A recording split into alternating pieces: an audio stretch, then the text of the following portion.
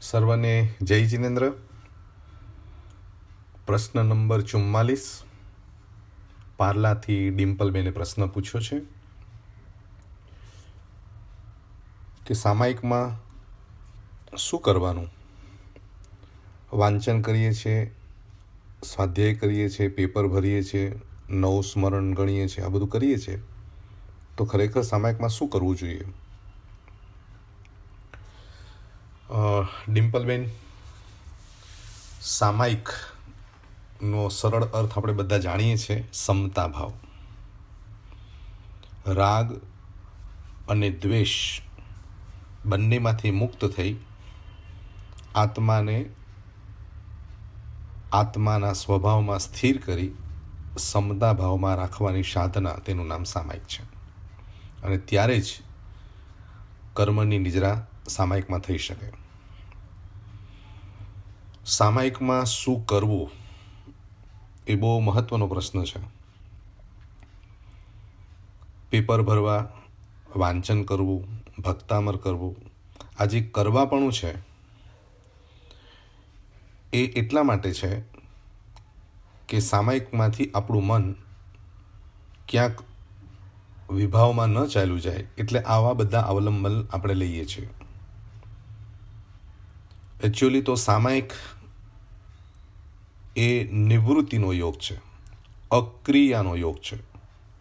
કરવાપણું નથી, પણ ઠરવાપણું છે. સામાયિકમાં હું આ કરી લઉં ને હું આ કરી લઉં, એ બધી ચંચલતા છે. જ્યાં વિકલ્પો છે, સંકલ્પો છે, ત્યાં સામાયિકની અનુભૂતિ થતી નથી. સામાયિક વિભાવમાંથી મુક્ત બની અને સ્વભાવમાં સ્થિર થવા માટે છે. એટલે તમને વિભાવમાંથી સ્વભાવમાં જે લઈ જવાના અવલંબનો છે એનો આધાર લઈ શકાય.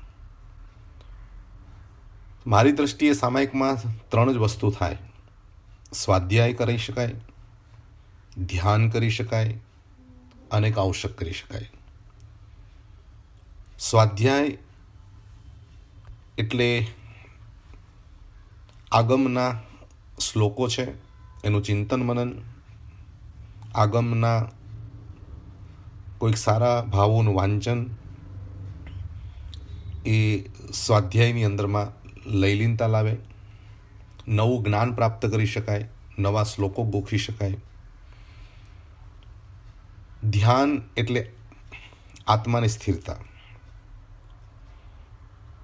આત્માને સ્વાધ્યાયમાં સ્થિર કરવાની પ્રક્રિયા, સ્વમાં સ્થિર કરવાની પ્રક્રિયા. અને સ્વાધ્યાય પછીની એક અવસ્થા છે કૌશક. બધા જ અવલંબનો છોડી અને તાવ કાયમ ઠાણનમ મૌણનમ જાણનમ અપ્પાણમ વોશિરામીની સ્થિતિમાં બેસી જવાનું અને કાય ઉત્સર્ગ કરવાનો. એટલે 48 મિનિટના 3 વિભાગ પાડીએ. એક વિભાગ સ્વાધ્યાયમાં જાય, એક વિભાગ ધ્યાનમાં પસાર થાય અને એક વિભાગ કૌશકમાં પસાર થાય. તો 48 મિનિટ તમારી ક્યાં ચાલી જાય એ તમને ખબર ન પડે. આ 3 સિવાયની કોઈ પણ જે પ્રવૃત્તિઓ થઈ રહી છે એ કર્મ નિજરાનું કારણ બની શકે અથવા ન પણ બની શકે, કારણ કે આ 3 સિવાયની બધી જ પ્રવૃત્તિઓ વિભાવ છે. તો સ્વાધ્યાય, ધ્યાન અને કૌશક એ કર્મ નિજરા માટેની સૌથી બેસ્ટ સાધના છે અને એ સાધના માટે જ આ સામાયિક છે. સામાયિકમાં સ્થિર નથી થવાતું, માટે બહારના અવલંબન આપણે લઈએ છીએ. પણ સ્થિરતા માટેના આ 3 પ્રયોગો શાસ્ત્રમાં બતાવ્યા છે: સ્વાધ્યાય, ધ્યાન અને કૌશક. એટલે તમારે ડિમ્પલબેન સ્વાધ્યાય, ધ્યાન અને કૌશકનો અભ્યાસ કરવો જોઈએ. સ્વાધ્યાય શું છે તે જાણવું જોઈએ, ધ્યાન શું છે તે જાણવું જોઈએ અને કૌશક છે તે શું છે એ જાણવું જોઈએ. એટલે મુનિ ભગવંતોને પણ પહેલા પોરે સ્વાધ્યાય, બીજા પોરે ધ્યાન અને ત્રીજા પોરે કૌશક આવી સાધના બતાવી છે કે મુનિ જીવનમાં પણ જે આ જીવનની સામાયિક છે એમાં પણ સ્વાધ્યાય, ધ્યાન અને કૌશકમય સાધુની સામાયિક હોવી જોઈએ. અને શ્રાવકો માટે પણ આ જ રીત છે. પુણ્ય શ્રાવકની જે સામાયિક વખણાઈ એમાં એની પ્રવૃત્તિથી નહીં, પણ એના પરિણામ શું હતા, એની સ્થિરતા શું હતી, એમનો સ્વાધ્યાય શું હતો, એમનો ધ્યાન શું હતું, એના ઉપર ભગવાન મહાવીરે તેમની સામાયિકના વખાણ કર્યા છે. અને તેમની સામાયિકનું ફળ લેવા માટે શ્રેણિક મહારાજા ગયા ત્યારે શ્રેણિક મહારાજાની તમામ સમૃદ્ધિ પણ એક સામાયિક પાસે ઝાંખી પડી હતી.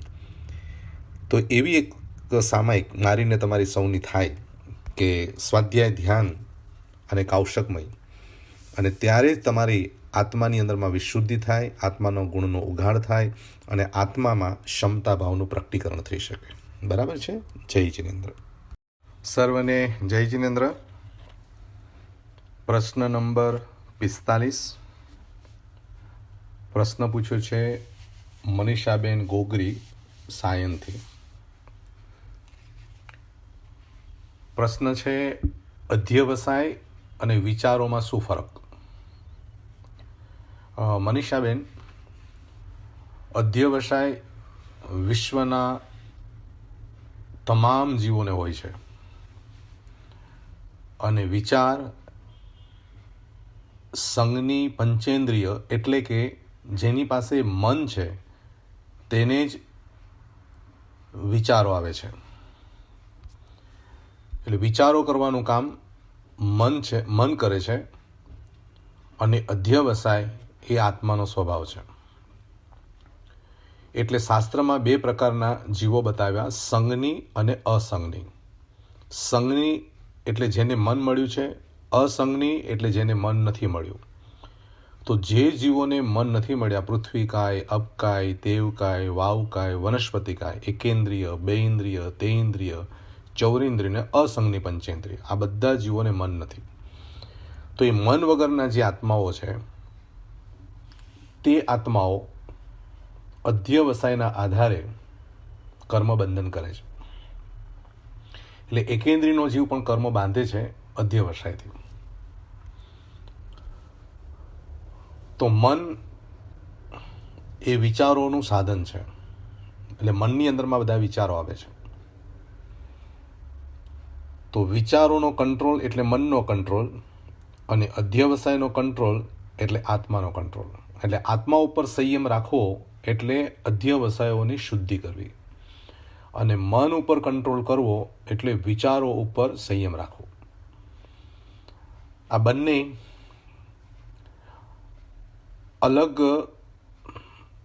અલગ રીતે સમજવા પડશે. એટલે અધ્યવસાય શુદ્ધ પણ હોઈ શકે અને અશુદ્ધ પણ હોઈ શકે. મોહથી યુક્ત હોય એ અધ્યવસાયો અશુદ્ધ છે અને જ્ઞાનયુક્ત હોય તે અધ્યવસાયો શુદ્ધ છે. જેમ વિચારોમાં બે ભેદ પાડીએ છીએ, શુભ વિચાર અને અશુભ વિચાર, એમ અધ્યવસાયોમાં પણ શુદ્ધ અધ્યવસાય અને અશુદ્ધ અધ્યવસાય. અશુદ્ધ અધ્યવસાયોને દૂર કરવા એ સૌથી મોટી સાધના છે. અને તે કેવી રીતે કરવા એ તમારા આગળના પ્રશ્નની અંદરમાં હું તમને એનું સમાધાન કરીશ. પણ એટલી વાત તમને અહીંયા સમજાઈ ગઈ હશે કે આત્માના પરિણામ એ અધ્યવસાય અને મનના તરંગો એ વિચાર. એટલે વિચારોને 6 વિભાગમાં વિભાજિત કર્યા છે. 6 લેશિયા તરીકે આપણે જેને ઓળખીએ છીએ: કૃષ્ણ લેશિયા, નીલ લેશિયા, કાપોત લેશિયા, તેજો લેશિયા, પદ્મ લેશિયા અને શુક્લ લેશિયા. એમાં 6 લેશિયામાં 2 શુભ લેશિયા છે અને 2 અશુભ લેશિયા છે. તો વિચારો કરવાનું કામ મનનું છે અને આત્માની અંદરમાં સતત અધ્યવસાયો ઉઠે છે અને એ આત્માનો સ્વભાવ છે. તો આ બંનેનો ફરક આટલો શાસ્ત્રની અંદરમાં બતાવવામાં આવ્યો છે. જેની પાસે મન છે તે વિચારો કરે છે, જેની પાસે મન નથી તે અધ્યવસાયોની અંદરમાં રહે છે. તો આ અધ્યવસાય એ આત્માની અંદરમાં અનંત કાળથી છે. જ્ઞાનના અધ્યવસાય હોઈ શકે અથવા તો અજ્ઞાનના પણ અધ્યવસાય હોઈ શકે. મોહના અધ્યવસાયો અથવા તો નિર્મોહના પણ અધ્યવસાયો હોઈ શકે. એટલે ટૂંકમાં આત્માના પરિણામ. એટલે આત્માની સ્વભાવ દશા છે એ શુદ્ધ અધ્યવસાય છે અને આત્માની વિભાવ અવસ્થા છે એ અશુદ્ધ અધ્યવસાય છે. એટલે અધ્યવસાયનો સીધો અર્થ છે પરિણામ. આ પરિણામ એ આત્માના સ્વભાવની અંદરમાં છે, તો એ પરિણામની વિશુદ્ધિ એ સાધના છે. અને વિચારો કર્મને આધીન છે, વાતાવરણને આધીન છે. એટલે જેવું વાતાવરણ તેવા વિચારો થઈ શકે, અથવા તો જેવા કર્મના ઉદયો તેવા પ્રકારના વિચારો થઈ શકે. વિચાર બહુ સ્થૂલ છે અને અધ્યવસાય સૂક્ષ્મ છે. બરાબર છે? જય જિનેન્દ્ર. સર્વને જય જિનેન્દ્ર. પ્રશ્ન નંબર 46. પ્રશ્ન કર્યો છે મનીષાબેન ગોગરી સાયનવાળાએ, જેમનો આ બીજો પ્રશ્ન છે. આત્માના ભાવોને કેવી રીતે ઓળખી શકાય અને આત્માના ભાવોમાં ટકવા માટે શું કરવું? આ બે પ્રશ્નો એક સાથે મેં પૂછ્યા છે. આત્માના ભાવો ઓળખવા માટે મનીષાબેન, બુદ્ધિનો આ વિષય નથી. બુદ્ધિથી આત્મા પર છે, શબ્દથી આત્મા પર છે. એટલે આત્માના ભાવોને ઓળખવા માટેની સૌથી પહેલી પ્રક્રિયા આત્માની શુદ્ધિ, આત્માની અનુભૂતિ અને આત્મગુણોનો વિકાસ. જેમ જેમ ગુણોનો વિકાસ થતો જાય તેમ તેમ આત્મા પોતાના ભાવોથી સમીપ આવતો જાય છે. એટલે સતત આત્મચિંતન કરવું જોઈએ કે હું કોણ છું, ક્યાંથી થયો, શું સ્વરૂપ છે મારું ખરું, કોના સંબંધે વર્ગણા રાખું કે હું પરિહરું. આત્મા જ્ઞાનના માધ્યમે આત્માને ઓળખી શકે છે. પોતાનું સ્વરૂપ ઓળખવા માટે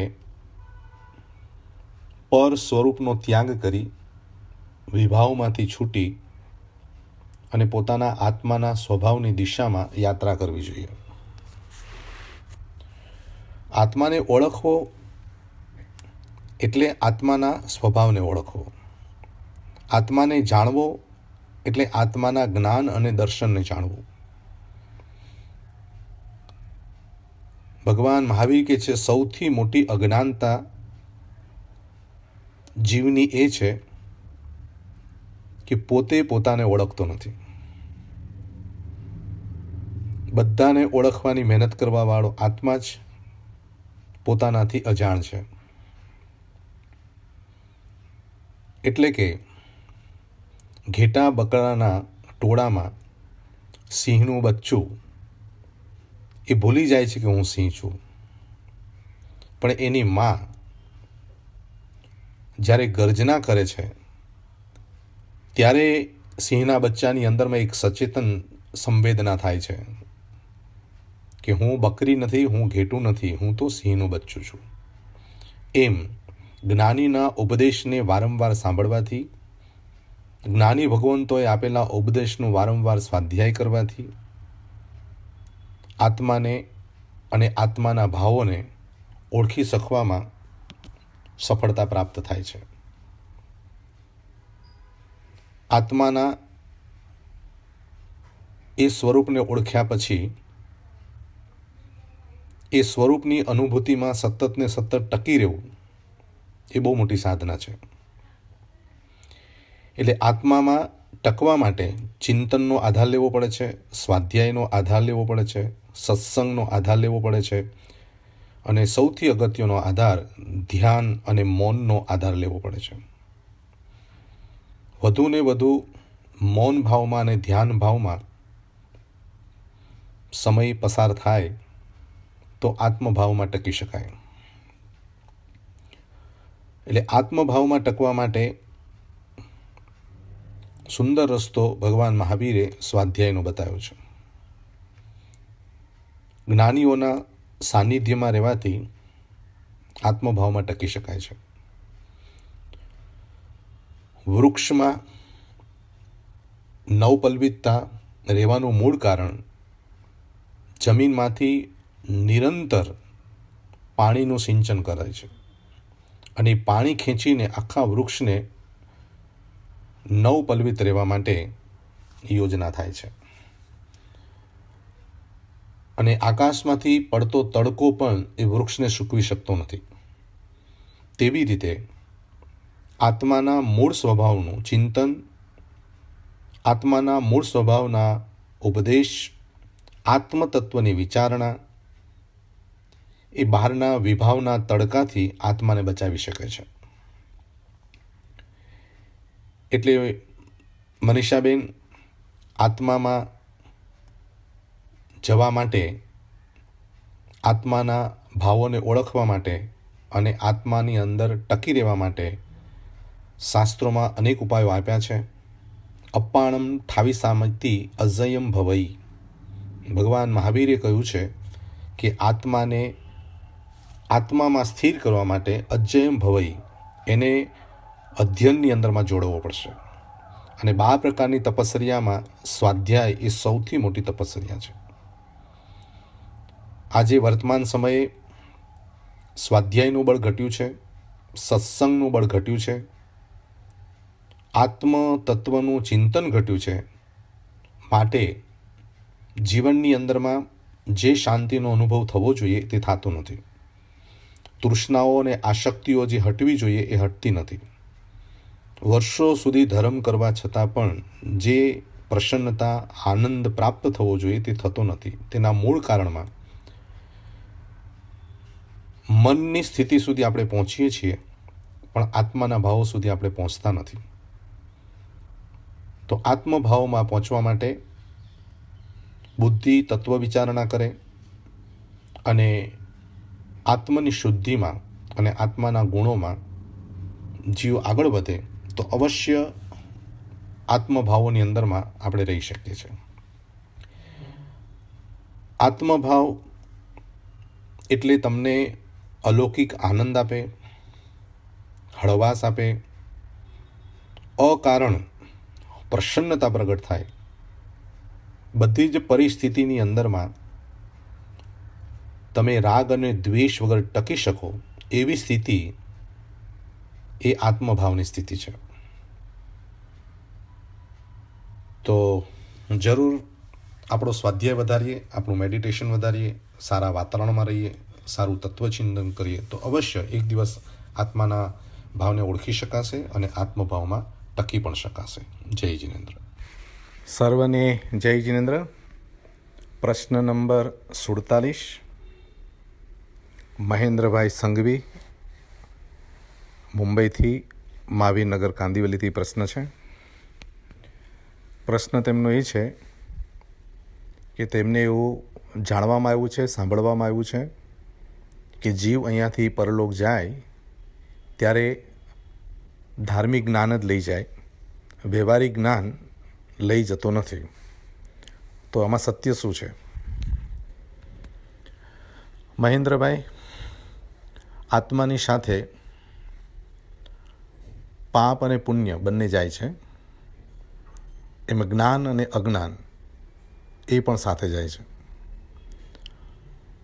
અજ્ઞાન મૂકીને જતો નથી, એ તો મોટામાં મોટું દુઃખ છે. મિથ્યાત્વ મૂકીને જતો નથી, એ મોટી સમસ્યા છે.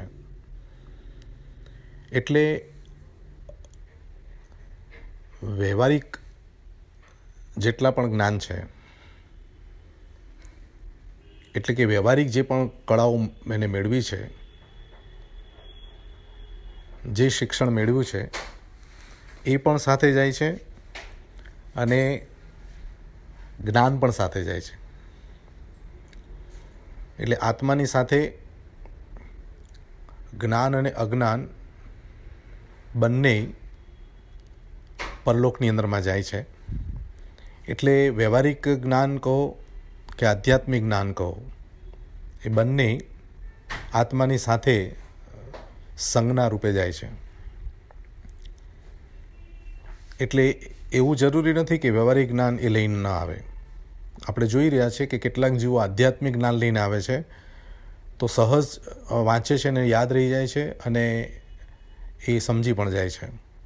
કેટલાક જીવો વ્યવહારિક જ્ઞાન લઈને આવે છે, જે વૈજ્ઞાનિક બને છે, મોટા ડૉક્ટર બને છે, તો એવું જે વ્યવહારિક જ્ઞાનનો સંયોગક્ષમ પણ એ લઈને આવે છે કે જેના કારણે એની એમાં એ કુશળતા આવે છે. તો બંને દ્રશ્ય સમાજમાં જોવા મળે છે. તો ગયા ભાવનું વ્યવહારિક જ્ઞાન લઈને આવે તો જ અહીંયા આગળ એ વ્યવહારિક જ્ઞાનમાં આગળ વધી શકે, અને આધ્યાત્મિક જ્ઞાન લઈને આવે તો આધ્યાત્મિકમાં આગળ વધી શકે. તો મારું માનવું એવું છે કે આત્મામાં પાડેલા સારા અને ખરાબ, ઊંચા અને નીચા બધા સંસ્કારો એની સાથે જાય છે. પણ મનુષ્ય ભાવમાં આવીને જ્ઞાન ઉપર ભાર મૂકવા માટે વિશેષ સાધુ સંતો આપણને જણાવે છે કે જ્ઞાન જ સાથે આવશે, ધન સાથે નહીં આવે. માટે જ્ઞાન તરફનો પુરુષાર્થ કરો. જ્ઞાન એટલે આત્માના સ્વરૂપની સમજ. જ્ઞાન એટલે હું કોણ છું, ક્યાંથી થયો, શું સ્વરૂપ છે મારું ખરું, એની પૂરી જાણકારી. એટલે પોતાના સ્વભાવને જાણવો તે જ્ઞાન છે, અને પોતાના સ્વભાવ સિવાયનું અન્યથા જે પણ છે એ બધું અજ્ઞાન છે. તો સંસાર પણ અજ્ઞાન રૂપે સાથે આવે છે, અને સાધના પણ જ્ઞાન રૂપે સાથે આવે છે. તો એની બાબતમાં શાસ્ત્ર પણ એમ કહે છે કે જીવની સાથે એના કરેલા જ્ઞાન અને અજ્ઞાનના, સમ્યક્ત્વના અને મિથ્યાત્વના બધા સંસ્કારો એની સાથે આવે છે. તો એ સંસ્કાર બીજા ભવોની અંદરમાં તે પ્રકારે તમને ઉદયમાં આવે છે. એટલે વ્યવહારિક જ્ઞાન પણ જીવની સાથે જાય છે, અને સમ્યક જ્ઞાન પણ જીવની સાથે જાય છે. કોઈ શાસ્ત્રને બાધા પહોંચતી નથી એવું લાગે છે. તો આપ જ્યાંથી પણ જાણ્યું છે તે મનુષ્ય ભાવમાં જ્ઞાનનું મહત્ત્વ બતાવવા માટે તમને એ ઉપદેશ આપવામાં આવ્યો છે અથવા સમજણ આપવામાં આવી છે. પણ વિશેષ છે તો જ્ઞાન અને અજ્ઞાન જીવની સાથે જઈ શકે છે, કોઈ વાંધો આવતો નથી. જય જિનેન્દ્ર.